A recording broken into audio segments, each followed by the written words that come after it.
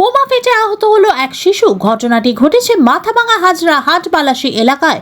আহত শিশু মাথাভাঙা মহকুমা হাসপাতালে চিকিৎসাধীন। স্থানীয় সূত্রে জানা যায়, মাথাভাঙা হাজরা হাটের বালাসী এলাকায় নদীর চরে বল ভেবে বোমায় হাত দেয় ওই শিশু। তখনই ওই ঘটনা ঘটে।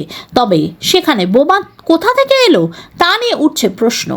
72 ঘন্টায় নিশ্চিত বশীকরণ। আপনার প্রেম, ভালোবাসা, বিবাহ, ব্যবসা, চাকরি, কর্ম, বাস্তু, শিক্ষা, গ্রহদোষ ইত্যাদি সকল সমস্যার নিশ্চিত সমাধান করুন অনলাইন বা চেম্বারে এসে। সমাধান পেতে আজই যোগাযোগ করুন তান্ত্রিক জ্যোতিষী গুরুদেব দীপ আচার্যর সাথে। নাম্বার 8697885583।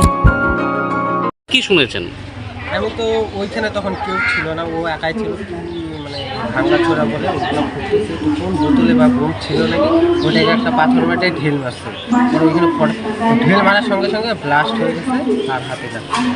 মানে কি এটা কি সুতলি বোম ছিল? আমি দেখিনি এটা কি বোম ছিল, একটা বোতলের মধ্যে বলছি।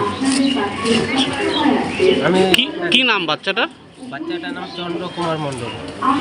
বাড়ি কোথায়? বাড়ি হয়েছে বালাসী। বালাসী। এই ঘটনাটা পাশেই হয়েছিল? হ্যাঁ, বাড়ির পাশে মানে ওদের বাড়িতে আর কি, কিছু একটা বাগানের মধ্যে। পাশে বাগানের মধ্যে। আচ্ছা, এখন হাসপাতালে নিয়ে আসা হলো। হ্যাঁ। আপনার নাম? আমার নাম অর্জুন সরকার। আপনার কি পাশেই বাড়ি? হ্যাঁ, পাশে আত্মীয় হয়?